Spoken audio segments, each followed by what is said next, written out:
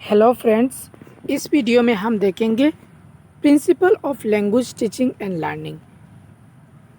Language सीखने के लिए कुछ प्रिंसिपल होता है, उसी प्रिंसिपल को हम देखेंगे इस वीडियो में, जो कि किसी भी टीचिंग एग्ज़ाम में अगर लैंग्वेज पेडागोजी आता है, इंग्लिश पेडागोजी आता है, तो ये वीडियो आपके लिए बहुत ही इम्पोर्टेंट है। इस वीडियो से आप इंग्लिश पेडागोजी की जो प्रिंसिपल ऑफ लैंग्वेज टीचिंग है वो देख सकते हैं। Number one principle of correlation.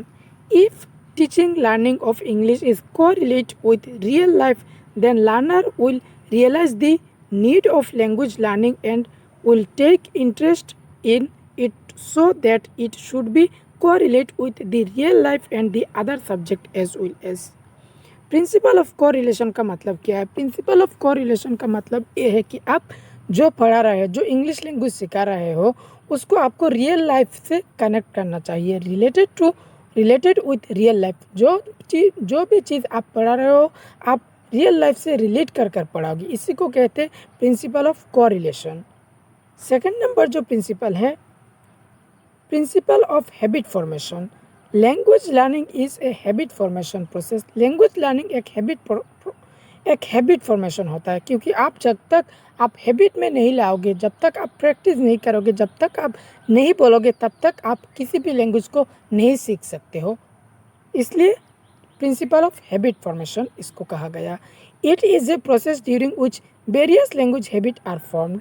Therefore, listening, speaking, reading and writing habits are to be formed consciously or unconsciously. जब भी आप listening, speaking, reading, writing सिखाओगे, तब आपको उसको हैबिट में लाना पड़ेगा, चाहे कॉन्शियसली हो या फिर अनकॉन्शियसली हो। कॉन्शियसली का मतलब है कि जैसे बच्चा अवेयर हो, और अनकॉन्शियसली का मतलब है कि बच्चा अवेयर नहीं हो। बच्चे को चाहे कॉन्शियसली हो या चाहे अनकॉन्शियसली हो, उसको सिखाना चाहिए हैबिट से, क्योंकि वो प्रैक्टिस में लाएगा जब, तब वो सीखेगा। थर्ड जो प्रिंसिपल है, principle of natural order of learning. Listening, speaking, reading, writing LSRW is a natural order of learning a language.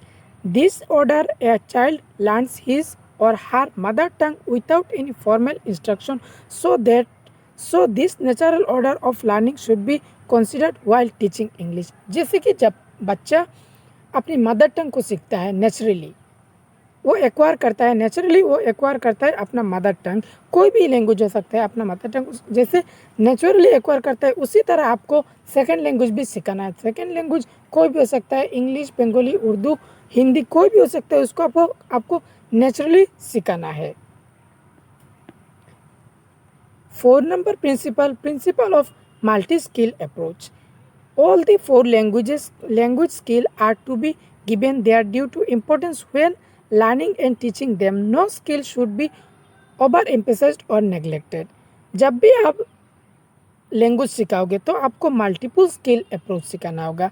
जैसे कि लैंग्वेज स्किल का जो 4 स्किल होता है, बेसिक स्किल LSRW, आपको उसको ऐसे पढ़ाना चाहिए कि कोई भी ना छूटे, किसी भी आप अप्रोच को नहीं छूट सकते।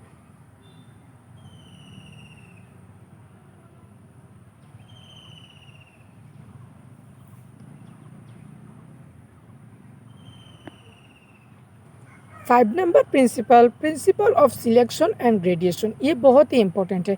सिलेक्शन एंड ग्रेडिएशन एक मेथड भी होता है, जो कि सिलेक्शन एंड ग्रेडिएशन मेथड, इसका दूसरा नाम होता है स्ट्रक्चरल मेथड। स्ट्रक्चरल का मेथड का दूसरा नाम ही है selection and gradation.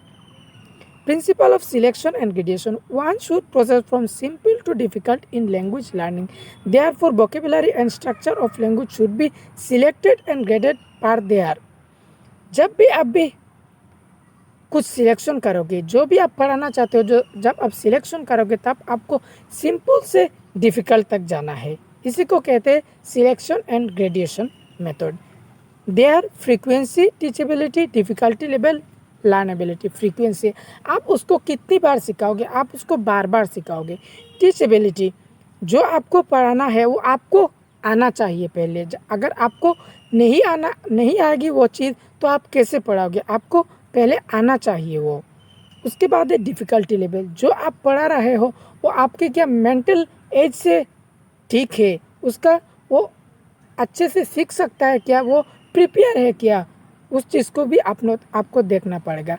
Learn ability, बच्चा कैसे सीखेगा, कैसे सीखता है, वो भी आपको देखना पड़ेगा इस selection and graduation method principle पर। Number 6, principle of motivation and interest. Motivation is an important factor in language learning. It creates an interest in language learning. A teacher must motivate the students to learn English by prizes, grades, picture, charts and audio-visual aids. जब भी आप कोई चीज़ सीखते हो सबसे पहले आपको motivation ज़रूर आना है। अगर आप सीटेट का या फिर अदर टीचिंग एग्ज़ाम दे रहे हो तो आप पहले मोटिवेट होगे कि आपको पढ़ना है। अगर आप मोटिवेट नहीं होगी तो आपको पढ़ना अच्छा नहीं लगेगा। अगर आपकी उस चीज़ पर इंटरेस्ट ही नहीं है तो आप नहीं पढ़ोगे। आपको पहले मोटिवेट होना पड़ेगा। जब भी आप लैंग्वेज सीखोगे सबसे पहले क्या चीज़ होगा, सबसे पहले आपको मोटिवेट होना पड़ेगा। या फिर आप बच्चे को कैसे मोटिवेट करोगे, आप उनका प्रेज कर कर, उनकी प्रशंसा कर कर, उनको प्राइज़ देकर, उनको ग्रेड्स देकर, या फिर picture, charts and audio visual add जैसे कि TLM, आप TLM यूज़ करोगे ताकि बच्चा इंटरेस्ट में आए, बच्चा मोटिवेट हो। 7 number principle of multiple approach. Language को पढ़ाने का बहुत ही अप्रोच होता है। बाद की वीडियो में हम देखेंगे जो मेथड और अप्रोच, वो हम सब देखेंगे बाद की वीडियो में। अप्रोचेस में बहुत सारे अप्रोच होता है, जैसे कि selection and graduation structural approach, या फिर आप इक्लेक्टिव अप्रोच, या फिर कम्युनिकेटिव अप्रोच। बहुत सारे अप्रोच होता है। बाद में हम एक वीडियो में मेथड को एक वीडियो में डिस्कस करेंगे, अप्रोचेस को अलग एक वीडियो में डिस्कस करेंगे। मेथड एंड अप्रोच बहुत ही इंपॉर्टेंट होता है। The English teacher should not stick to a particular method of teaching. English teacher या फिर कोई भी सब्जेक्ट का टीचर हो, किसी एक मेथड पर या फिर एक अप्रोच पर स्टिक नहीं हो सकता।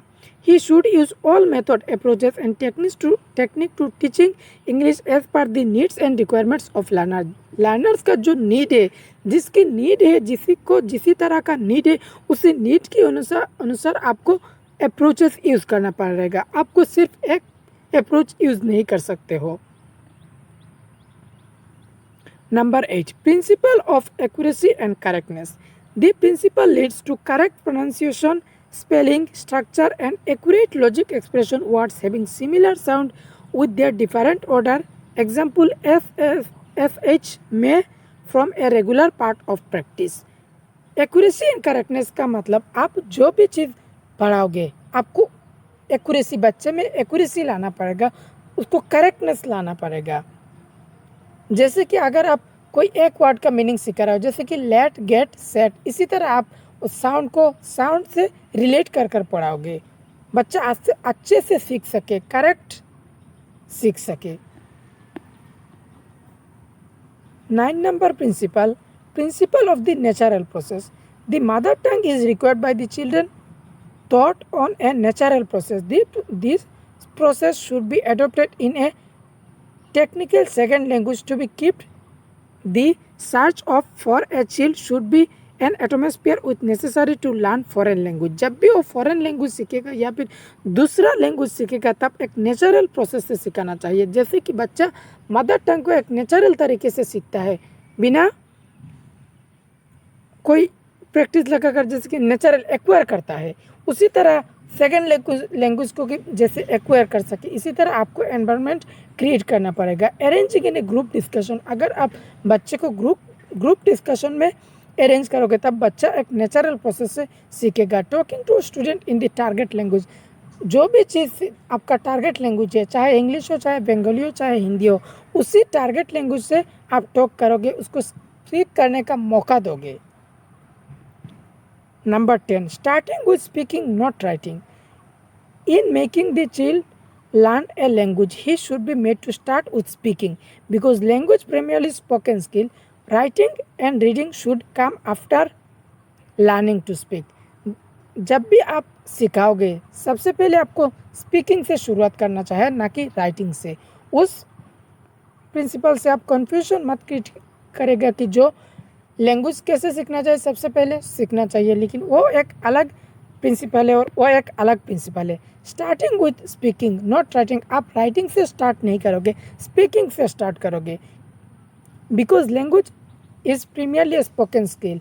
प्रीमियर लैंग्वेज हमारा वोकल से आता है, मतलब गले से आता है, इसलिए पहले आप बच्चे को स्पीकिंग से शुरुआत करोगे, बाद में आप राइटिंग देखोगे या फिर रीडिंग देखोगे।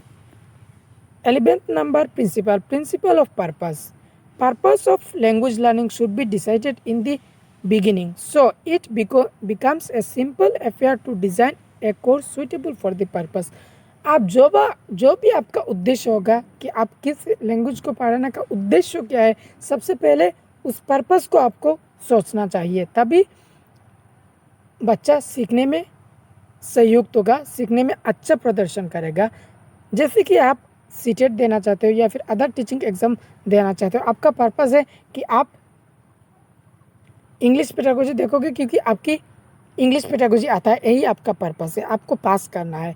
मैं वीडियो दे रहा हूँ, मेरा पर्पस क्या है कि आप यहाँ से कुछ सीख सको, मैं इंग्लिश का एक कंटेंट दूंगा, यही मेरा पर्पस होगा। इसी तरह जब आप लैंग्वेज या फिर कोई भी चीज़ सिलेक्ट करोगे, कोई ना कोई आपको पर्पस होना ज़रूर चाहिए।